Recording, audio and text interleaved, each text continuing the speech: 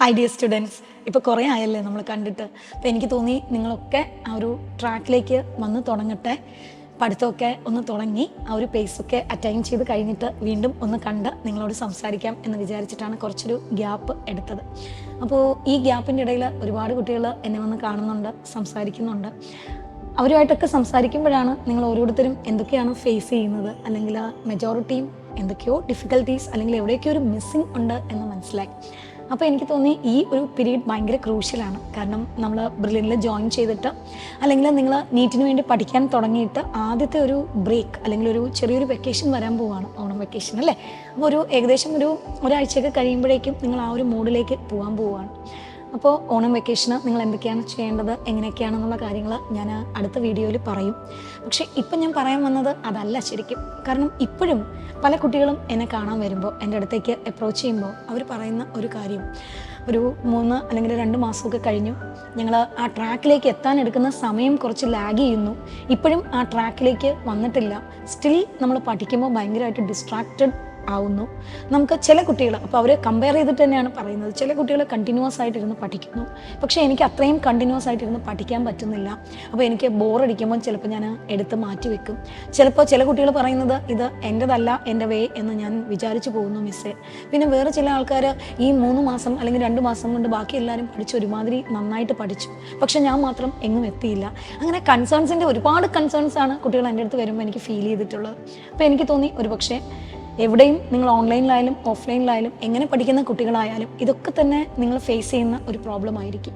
അതിൽ ഏറ്റവും ഇമ്പോർട്ടൻ്റ് ആയിട്ട് എനിക്ക് തോന്നിയത് നിങ്ങളുടെ ഫോക്കസ്, അറ്റൻഷൻ നിങ്ങൾ പലപ്പോഴും പറയുന്ന പോലെ നഷ്ടപ്പെടുന്നു എന്നാണ്. എനിക്ക് പറയാനുള്ള ഒരു കാര്യം, നമ്മൾ ഈ അറ്റൻഷൻ നഷ്ടപ്പെടുക എന്ന് പറയുമ്പോൾ അത് നിങ്ങൾക്ക് മാത്രം സംഭവിക്കുന്ന ഒരു വലിയൊരു കാര്യമായിട്ട് നിങ്ങൾ കരുതണ്ട എന്നുള്ളത് തന്നെയാണ്. കാരണം ഇപ്പോൾ എല്ലാ മനുഷ്യനും നമുക്ക് ഒരു കാര്യത്തിൽ തന്നെ കോൺസെൻട്രേറ്റ് ചെയ്തിരിക്കാനുള്ള കഴിവ് എല്ലാ മനുഷ്യനും ഒരുപോലെ അല്ല. പല ആൾക്കാർക്കും, ഇപ്പോൾ ഞാനാണെങ്കിൽ കൂടി, നമുക്ക് ഒരു കാര്യം നമ്മുടെ അറ്റൻഷൻ കീപ്പ് ചെയ്യുക എന്ന് പറയുമ്പോൾ ഏറ്റവും ഇമ്പോർട്ടൻ്റ് ആയിട്ട് നമുക്ക് വേണ്ടത് ഒരു ഇൻട്രസ്റ്റ് അല്ലെങ്കിൽ ഒരു aim.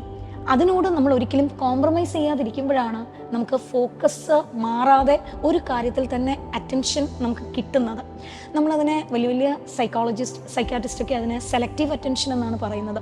Four a period of time നമ്മൾ ഒരു ടാസ്കിൽ തന്നെ അല്ലെങ്കിൽ എന്തിലാണോ നമ്മൾ കോൺസെൻട്രേറ്റ് ചെയ്യുന്നത് അത് ഫോർ എ ലോങ് പീരീഡ് നമ്മൾ കോൺസെൻട്രേറ്റ് ചെയ്തിരിക്കുക. പക്ഷേ ഈ സെലക്റ്റീവ് അറ്റൻഷൻ എന്ന് പറയുന്നത് കുട്ടികളെ സംബന്ധിച്ചിടത്തോളം കമ്പാരിറ്റീവ്ലി കുറവ് തന്നെ ആയിരിക്കും.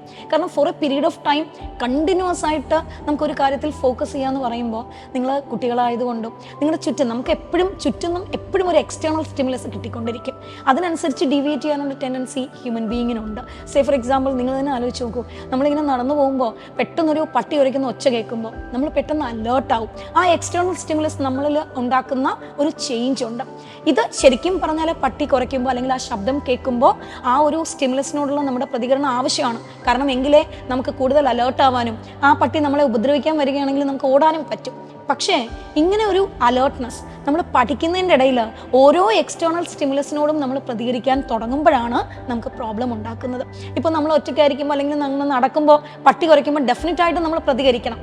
പക്ഷേ എന്ന് കരുതി നമുക്കുണ്ടാവുന്ന, ഇപ്പോൾ പോകുന്ന വഴിക്ക് ചെറിയൊരു ശബ്ദം കേട്ടു, ഉടനെ തന്നെ നമ്മൾ അതിനോട് പ്രതികരിച്ച് അവിടെ നിൽക്കുന്നു, വീണ്ടും അടുത്ത ശബ്ദം കേൾക്കുന്നു, വീണ്ടും നമ്മൾ ആ എക്സ്റ്റേണൽ സ്റ്റിമുലസിനോട് പ്രതികരിച്ച് അവിടെ നിൽക്കുന്നു, അല്ലെങ്കിൽ നമുക്ക് നടക്കാൻ പറ്റുന്നില്ല, നമ്മുടെ വേഗത്തിൽ ചേഞ്ച് വരുന്നു, നമ്മൾ എന്താണെന്ന് അറിയാൻ ക്യൂരിയോസിറ്റി കാണിക്കുന്നു. അങ്ങനെയാണെങ്കിൽ നിങ്ങളൊന്ന് ആലോചിച്ച് നോക്കിയേ, നമ്മുടെ വേഗം കുറഞ്ഞു പോകും. നമുക്ക് മറ്റു കാര്യങ്ങളിലേക്ക് അല്ലെങ്കിൽ എന്തിനാണോ നമ്മൾ ആ വഴിയിലൂടെ നടക്കുന്നത് അത് നമുക്ക് എത്താൻ പറ്റാതെ വരും. ഒരു പക്ഷേ പഠിക്കുമ്പോഴും നമുക്ക് ഇത് തന്നെയാണ് വരുന്നത്.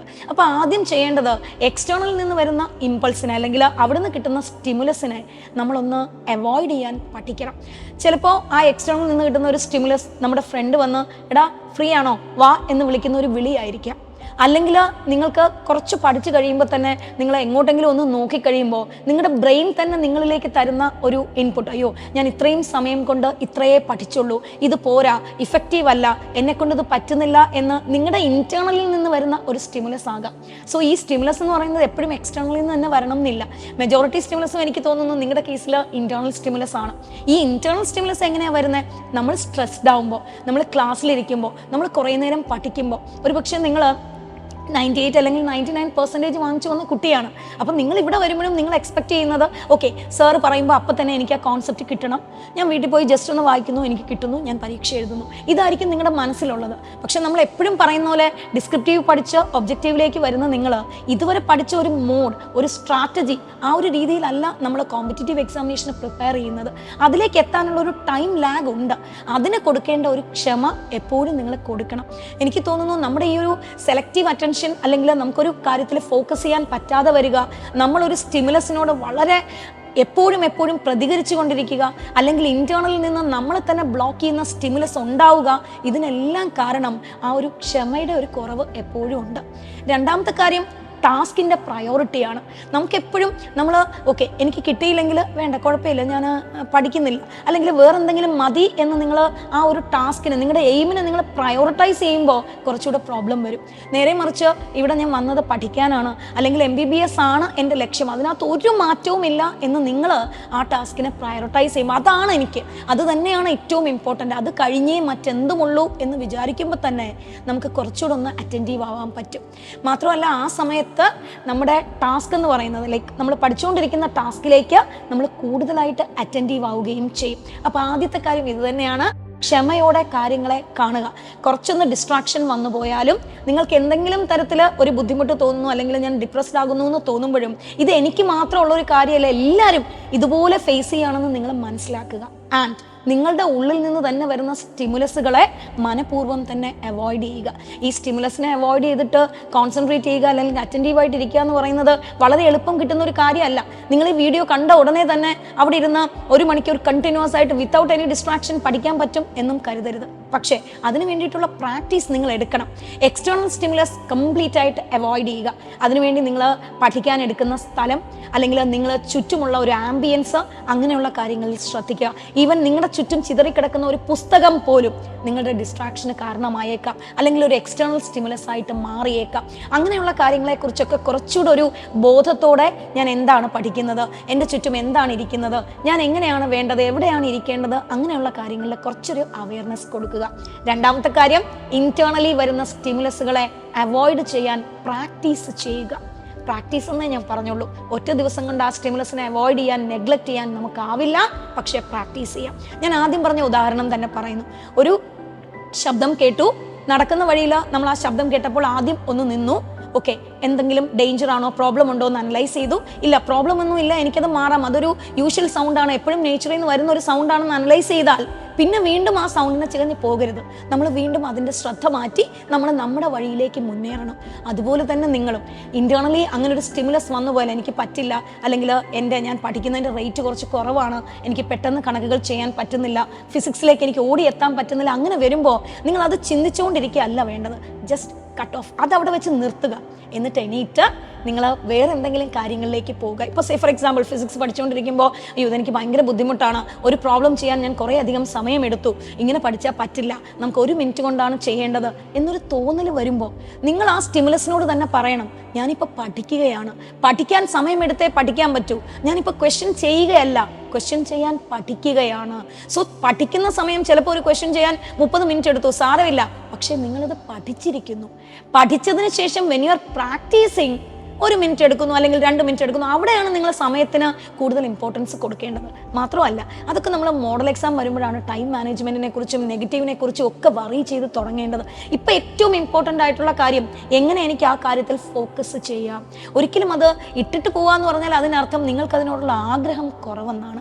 നമുക്ക് ഇത് എന്നെ കൊണ്ട് പറ്റാത്ത ടാസ്ക് ആണെന്നോ, 2 മാസം കഴിഞ്ഞു ഇനിയുള്ള സമയം മതിയോ എന്നോ, പലരുടെയും ഡൗട്ട് അതാണ്. 2 മാസം കഴിഞ്ഞില്ല, ഇനിയുള്ള സമയം മതിയോ? എനിക്ക് നിങ്ങളോട് പറയാനുള്ളത്, ഷോർട്ട് ടേം കോഴ്സുകൾ ചെയ്തുകൊണ്ട് എത്രയോ കുട്ടികൾ ബ്രില്യനിൽ നിന്ന് തന്നെ നല്ല മാർക്ക് വാങ്ങിക്കുന്നു. നമുക്ക് ഏറ്റവും ഇമ്പോർട്ടൻ്റ് ആയിട്ടുള്ള കാര്യം നമ്മൾ 20 മണിക്കൂർ പഠിക്കുന്നു, അല്ലെങ്കിൽ ഞാൻ 365 ഡേയ്സ് പഠിച്ചു എന്നുള്ളതല്ല.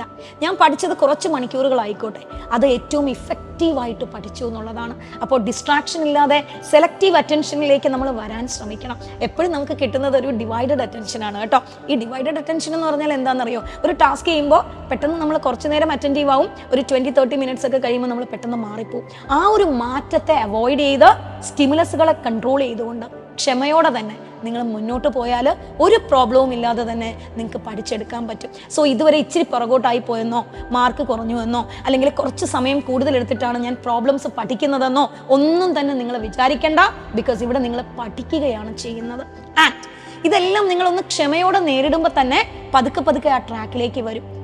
എഗെയിൻ ഐ റിപ്പീറ്റ്, ഈ വീഡിയോ കണ്ട് ഇന്ന് തന്നെ നിങ്ങൾക്ക് ആ ട്രാക്കിലേക്ക് ഓടി വന്ന് കയറാനൊന്നും പറ്റില്ല കേട്ടോ. It will take time. പക്ഷേ ആ ടൈമിനുള്ളിൽ ഓരോ ദിവസവും നിങ്ങൾ മുന്നോട്ട് തന്നെ പോകണം. ഇന്ന് നിങ്ങൾക്ക് 0 മാർക്കാണോ? സാരമില്ല, അടുത്ത പരീക്ഷയ്ക്ക് 4 മാർക്ക് വാങ്ങിച്ചാൽ മതി. ഒരു ക്വസ്റ്റ്യൻ പഠിച്ചില്ലേ, അതിൻ്റെ അടുത്ത പരീക്ഷയ്ക്ക് 8 മാർക്ക് വാങ്ങിക്കൂ, 2 ക്വസ്റ്റ്യൻ പഠിച്ചില്ലേ. അങ്ങനെ പതുക്കെ ഗ്രാജുവലി തന്നെ പോകണം. പക്ഷെ അതിലൊരു സ്റ്റെബിലിറ്റി ഉണ്ടാകണം. അതിന് വേണ്ടിയിട്ട് എപ്പോഴും പറയും പോലെ ഞങ്ങളെല്ലാം നിങ്ങളുടെ കൂടെ തന്നെയുണ്ട്.